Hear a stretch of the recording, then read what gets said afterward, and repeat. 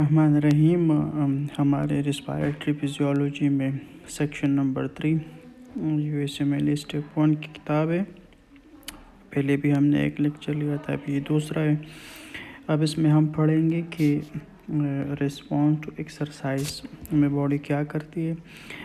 सबसे पहले जो होता है वो CVS अडाप्टेशन होता है। CVS अडाप्टेशन इस तरह होता है कि सिंपैथेटिक नर्वस सिस्टम स्टिमुलेट होता है, वो बीटा 1 रिसेप्टर को स्टिमुलेट करता है, और जैसे बीटा 1 रिसेप्टर स्टिमुलेट होता है हार्ट रेट इंक्रीज़ होता है, और हार्ट रेट इंक्रीज़ होने से स्ट्रोक वॉल्यूम बढ़ता है। स्ट्रोक वॉल्यूम जब बढ़ता है तो परफ्यूजन बढ़ जाती है, पल्मोनरी फ्लो बढ़ जाता है, और ventilation perfusion ratio at the base of apex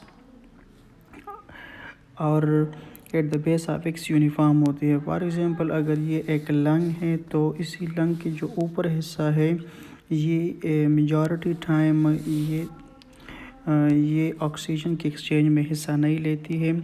जब भी हम एक्सरसाइज करते हैं तो ज़्यादातर ऑक्सीजन जो होती है वो यहाँ पर एक्सचेंज हो जाती है। जब हम एक्सरसाइज करते हैं ये ऑक्सीजन ख़त्म हो जाती है तो फिर वेंटिलेशन परफ्यूजन रेशो ये अपर लोब में और ये बेस में और अपर एपेक्स में, इन दोनों में फिर यूनिफॉर्म हो जाती है, एक जैसी हो जाती है, क्योंकि यह ऑक्सीजन की कंजम्पशन ज़्यादा होती है।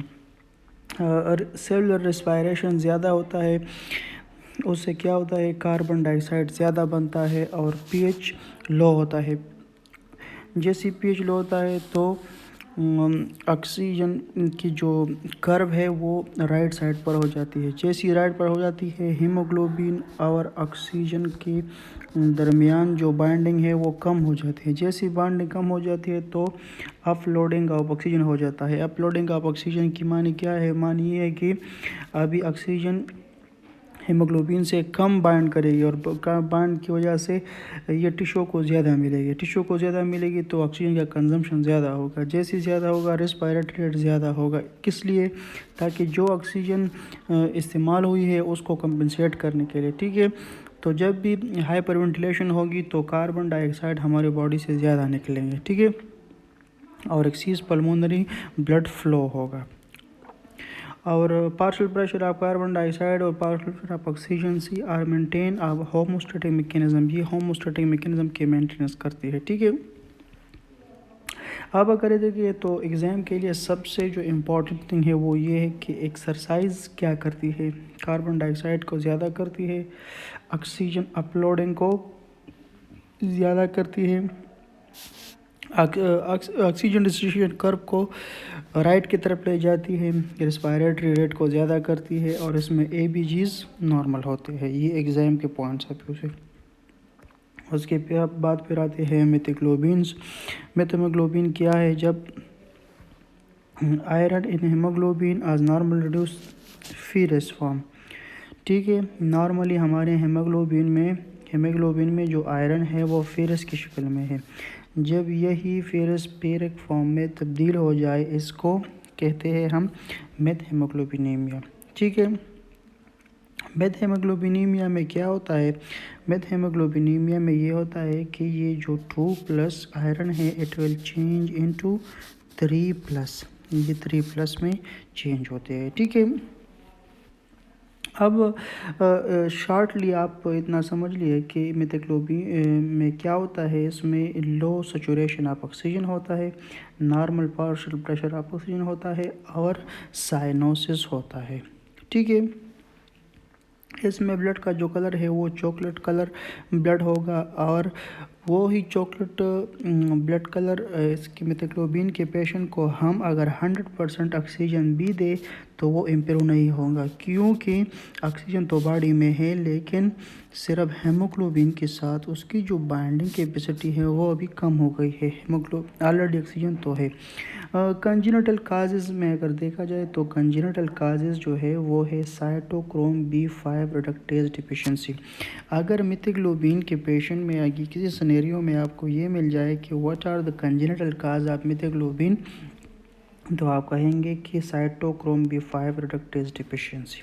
ठीक है, अब इसके साइन जो सिम्टम है वो मेथियोग्लोबिन की सेवेरिटी पर डिपेंड करती है। अगर लेस देन 10% है तो एसिम्टोमेटिक होगा, अगर 10 to 20% होगा तो साइनोसिस होगा, अगर 20 to 30% होगा तो हेडेक और डेजीनेस होगा, अगर 30 to 50% होगा तो डिस्निया और फटीग होगा, अगर 50% होगा तो पेशेंट में एरिथमिया और सीजर्स होंगे, और अगर 70% होंगे तो पेशेंट में डेथ होगा।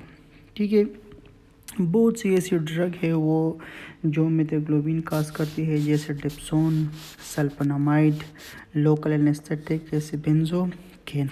ये वो तमाम ड्रग है जो मीथोग्लोबिन काज कर सकती है। और नाइट्रेट जो डाइटरी इनटेक में और पॉल्यूटेड वाटर सोर्सेज में हम इसको देखते हैं, ये उधर मौजूद होती है। तो ये नाइट्रेट क्या करती है, ये फेरस पाम से फेरिक पाम को चेंज करती है आयरन को। अब इसका ट्रीटमेंट क्या है, इसका ट्रीटमेंट ये है कि मीथोग्लोबिनीमिया जो है इसको हम ट्रीट कर सकते हैं मिथाइलिन ब्लू के साथ। मिथाइलिन ब्लू क्या काम करता है, ये जो है एक इलेक्ट्रॉन एक्सेप्टर है और ये फेरिक पाम को फेरस पाम में दोबारा कन्वर्ट करता है। यहाँ से जो इलेक्ट्रॉन इसके अंदर आ गए हैं वो तमाम इलेक्ट्रॉन को अपने आप में क्या करते हैं, एक्सेप्ट करते हैं। अगर किसी पेशेंट में G6PD डिफिशिएंसी है तो उसको हम मीथोग्लोबिन नहीं देंगे। क्यों? क्योंकि अगर मीथोग्लोबिन देंगे तो इसमें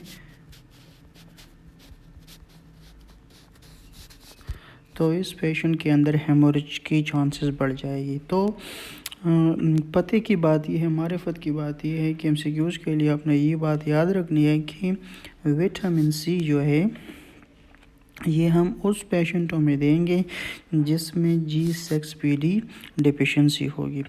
और मीथोग्लोबिन की जो इन्वेस्टिगेशन के लिए जो गोल्ड स्टैंडर्ड इन्वेस्टिगेशन है उसको हम कहते हैं कार्बन मोनोऑक्साइड ऑक्सीमेट्री। ये मीथोग्लोबिन के लिए गोल्ड स्टैंडर्ड टेस्ट है, ये भी MCQs में आ सकती है। इसमें बहुत सारी चीज़ें MCQs पॉइंट है, अब आप इसको याद करिए। बस हमारा एक ही रेस्पिरेटरी फिजियोलॉजी में एक ही टॉपिक रह गया है, वो है cyanide versus carbon monoxide poisoning. इसको पढ़ेंगे तो रेस्पिरेटरी फिजियोलॉजी इंशाल्लाह हमारी ख़त्म होगी।